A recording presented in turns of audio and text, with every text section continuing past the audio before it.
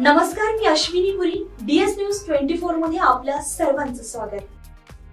बघणार आहोत बातमीचा सविस्तर आढावा. आमच्या डीएस न्यूज 24 चॅनलला लाईक करा, शेअर करा, सबस्क्राइब करा आणि बेल आयकॉन प्रेस करायला विसरू नका.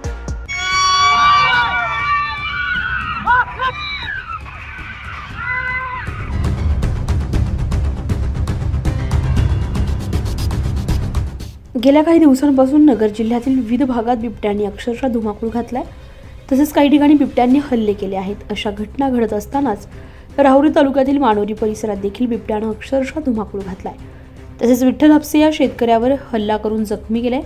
तसेच शेतामध्ये शेतमजूर काम करत असताना अचानक बिबट्यानं शेतामध्ये एंट्री केली. त्यामुळे सर्व शेतमजुरांची एकच धावपळ उडाली आणि एकच आरडाओरडा केल्याचं समोर आलंय. त्यामुळे भरदिवसा घराबाहेर परिसरात फिरणंही नागरिकांना आता मुश्किल बनलंय.